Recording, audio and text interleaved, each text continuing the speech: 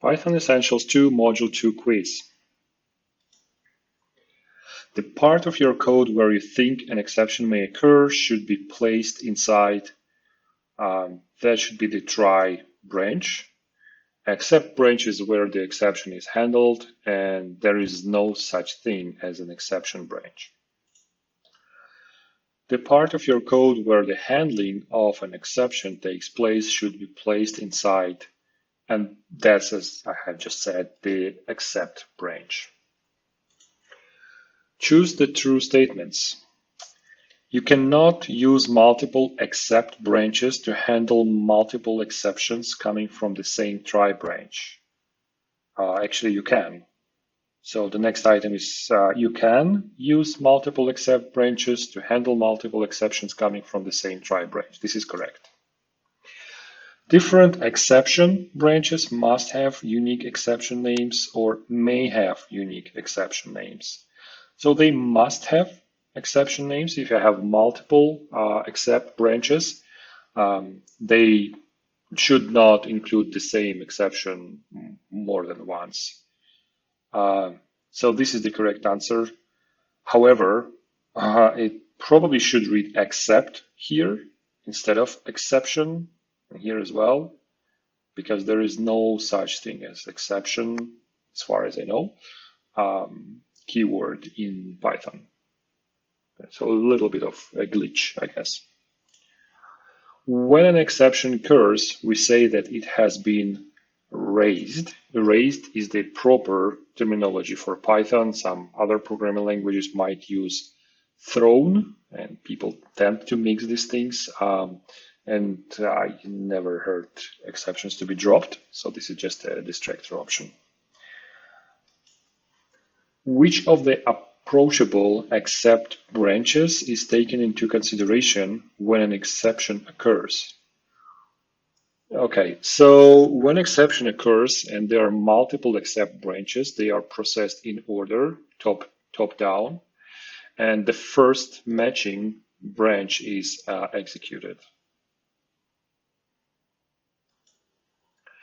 An assertion can be used too. Assertion is basically check if an expression has a certain value or it evaluates to some value, whether Boolean or you can compare, whatever.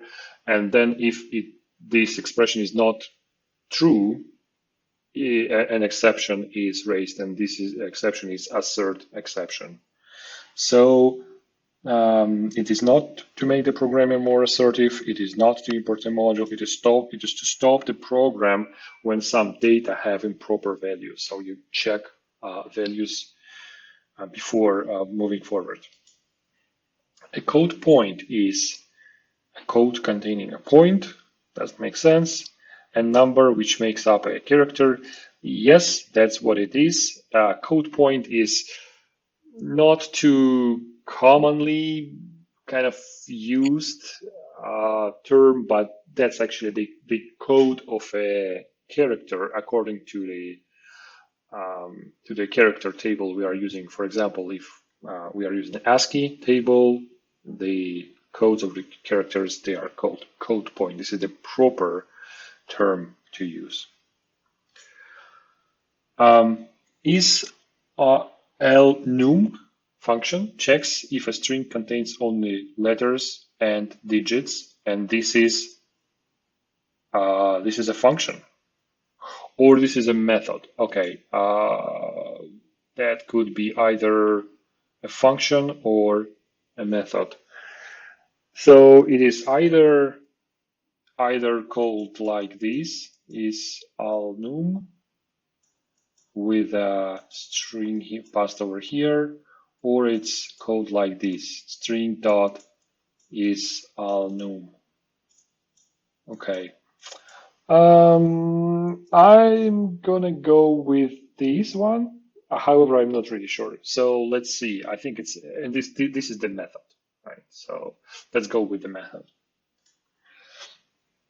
The expression Mike is greater than Mike is It is either false or true, and we need to remember which letters go first in the ASCII table, and capital letters go first. They have lower code points. So then actually Mike is less by their code than this Mike with a small letter, so that should be true. The plus equals operator, which applied to strings, performs concatenation on a string and provides the result. Okay, let's see.